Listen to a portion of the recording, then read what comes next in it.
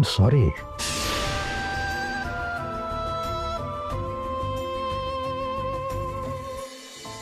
ભાઈ, તમે શું કેમ સોરી કહો છો? ગઈકાલે મેં તારા ઉપર ગુસ્સો કર્યો. ન કહેવાનું તને કીધું. મને માફ કરી દે પ્લીઝ.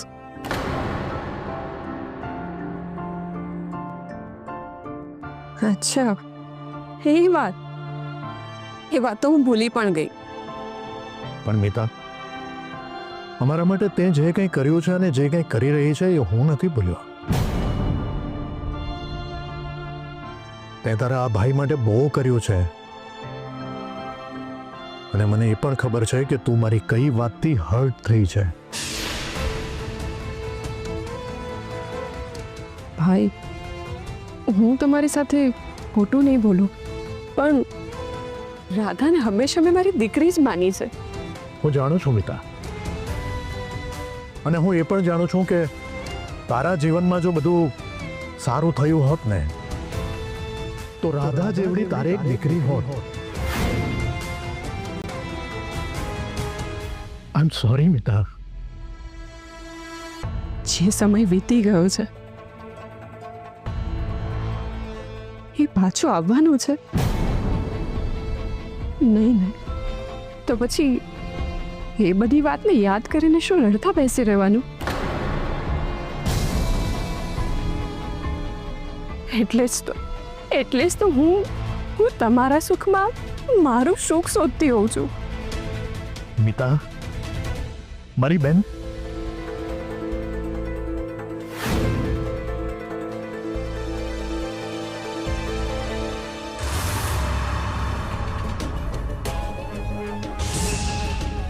ભાઈ, સાચું કહું ને તો હું તો તમારા દુઃખમાં હંમેશા મારું સુખ શોધું છું. સાચે ભાઈ બહેનનો પ્રેમ આવો જ હોય છે.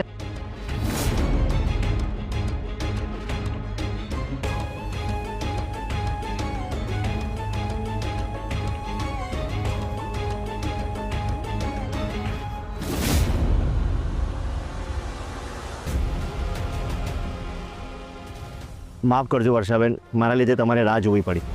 ના ના, કંઈ વાંધો નહીં. શૌર્યભાઈ, મારે તમને એક અગત્યની વાત કહેવી છે. એટલે હું કંઈ સમજો નહીં. શું થયું? તમે આટલા ટેન્શનમાં કેમ છો? વાત એમ છે ને કે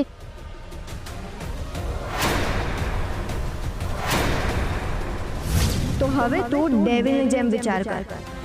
શૌર્ય મારી સામે ચાલે ને એ પહેલાં જ આપણે એના વિરુદ્ધ ચાલી લઈએ, જેથી કરીને શૌર્ય નામનું ચેપ્ટર હંમેશા માટે ક્લોઝ થઈ જાય.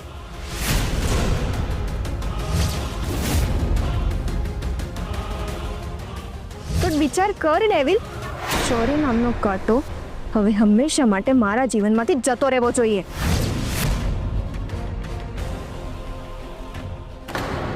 ઓહ, એટલે કિયારા અને ડેવિલ એક થઈ ગયા છે એમ ને? એ તો હું નથી જાણતી, પણ હા, એ વાતમાં ડેવિલની વાત કરી રહી હતી. શૌર્યભાઈ, એટલે મને ટેન્શન થયું અને એટલે મેં રાત્રે ફોન કર્યો હતો.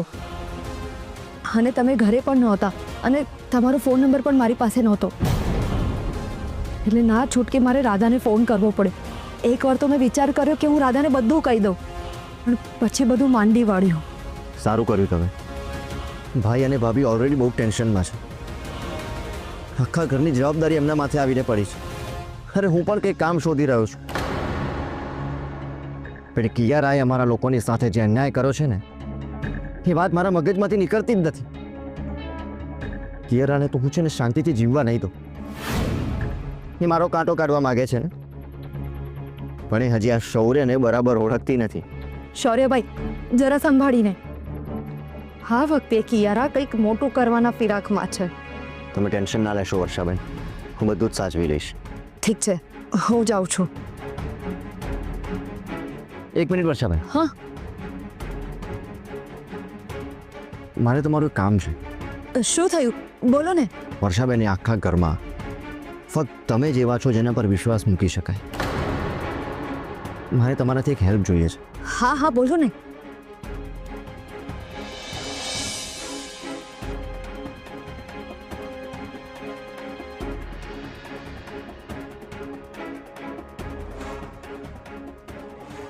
સમજી ગયા ને? સમજી ગઈ. તમારું કામ થઈ જશે. હું જાઉં, મોડું થઈ જશે ને તો દાદી મને 100 સવાલ કરીને મારો જીવ ખાઈ જશે. એવું હોય તો હું તમને ઘર સુધી છોડી દઉં. ના ના, એની કોઈ જરૂર નથી. હું મારી મળે રિક્ષામાં જતી રહીશ. તમે ધ્યાન રાખજો તમારું. ઠીક છે.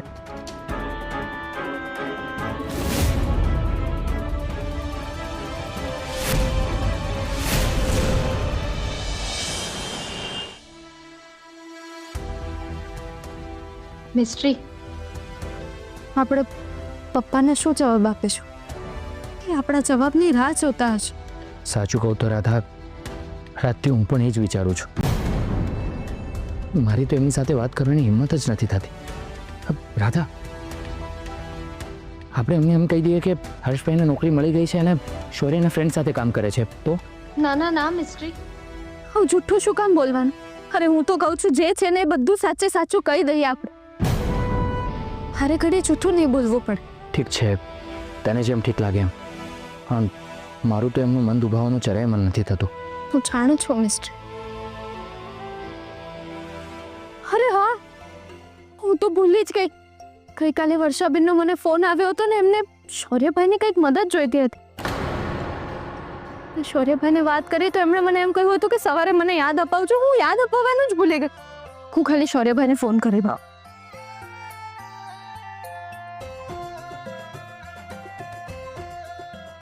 હા, શૌર્યભાઈ તો બહુ બિઝી લાગે છે.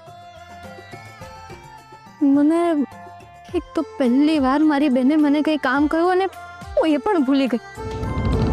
હવે શૌર્યભાઈ વર્ષાબેનને મળ્યા હશે કે નહીં? વર્ષાબેનને જ પૂછી લો.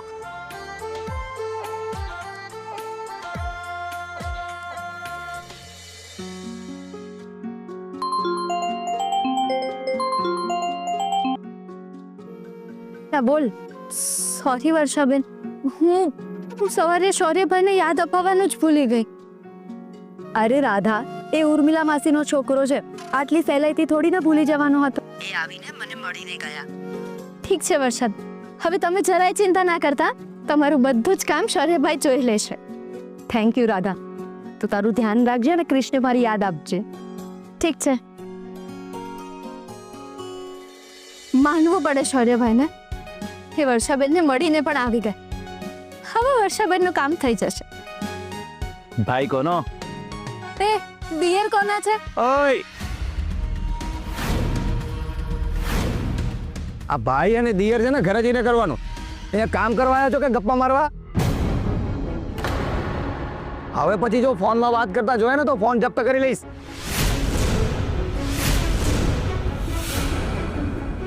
પરિવાર આવું નહીં થઈ શકે. જી શેઠ. કામ કરો ફટાફટ, ઝડપ રાખો. એ કામ કેટલું બધું બાકી ખબર નથી પડતી. ઝડપ રાખો. હા.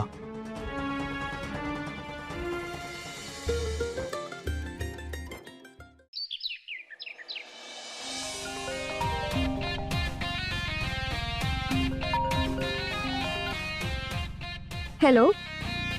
હા, સોરી મિસ્ટર શાહ, હું તમારે ત્યાં ના આવી શકી ગઈકાલે. હા, એકચ્યુઅલી મારી નવી ઓફિસ માટે સાઇટ જોવા ગઈ હતી તો ત્યાંથી જ આવતા મને લેટ થઈ ગયું.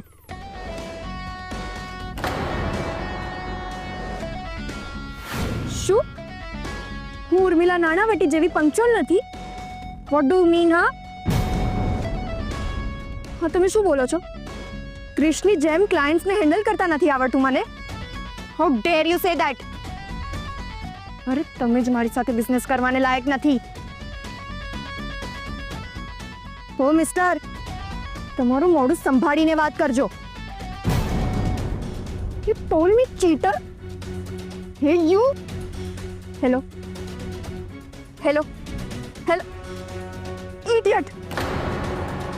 આ ક્રિશ અને ઉર્મિલા નાણાવટીને મેં બરબાદ કરી નાખ્યા, છતાં પણ મારો પીછો નથી છોડતા. હવે તો હું એ લોકોનું નામ પરમનન્ટલી આ માર્કેટમાંથી ભૂસી નાખીશ.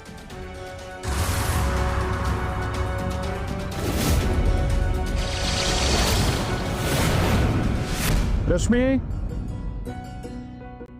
હા બોલો. રશ્મિ, હું ઓફિસના કામે બહાર જાઉં છું. આપણે પેલી નવી કંપની સાથે કોલેબોરેશન કરી રહ્યા છો ને? એ લોકો આજે આવે છે. કદાચ એમની સાથે મારે બહાર પણ જવું પડે. ઠીક છે, સંભાળીને જજો. અને આવતા મોડું થવાનું હોય તો મને ફોન કરી દેજો. અને હા, જો રાધાનો ફોન આવે તો તરત મને જાણ કરજે. હા, તમે ચિંતા નહીં કરો. આપણે વાત કરી રહ્યા છે ને, આપણે પ્રયત્ન પણ કરીએ છીએ. તું તારું ધ્યાન રાખજે રશ્મિ.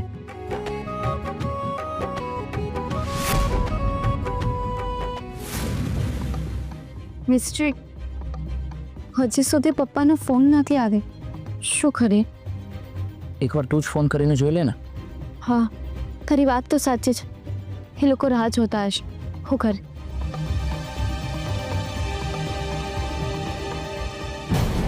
શેઠ, આ શું કરો છો તમે? મેં તમને કહ્યું હતું ને કે કામના ટાઈમ પર કોઈના પણ હાથમાં ફોન દેખાયો તો હું જપ્ત કરી લઈશ. શેત, હવે આવી ભૂલ નહીં થાય. આ ફોન સ્વિચ ઓફ કરો. પણ શેઠ, કીધું ને ફોન સ્વિચ ઓફ કરો.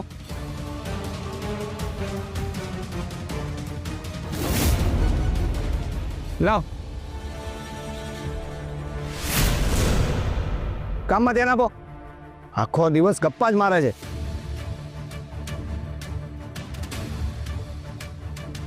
મિસ્ટ્રી, હવે શું કરે? એક કામ કર, મારા ફોનથી કર. અરે ના ના ના, એક મિનિટ. શેઠ ફરી પાછા આવશે ને જોઈ જશે આપણને ફોન સાથે તો તારો ફોન પણ લઈ જશે. કોઈને આપણને ફોન કરવો હશે, આપણી સાથે વાત કરવી હશે તો તારો પણ ફોન સ્વિચ ઓફ આવશે ને તો બધા ટેન્શનમાં આવી જશે. આપણે છૂટ્યા પછી મમ્મી પપ્પાને જણાવી દઈશું. ઠીક છે.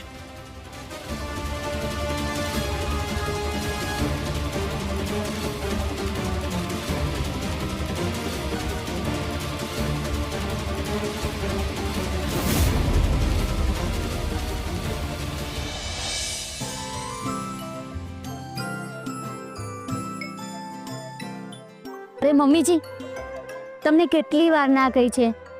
હું હમણાં કોફી બનાવીને પાણી ભરવા જવાની જ હતી. તમે બેસો.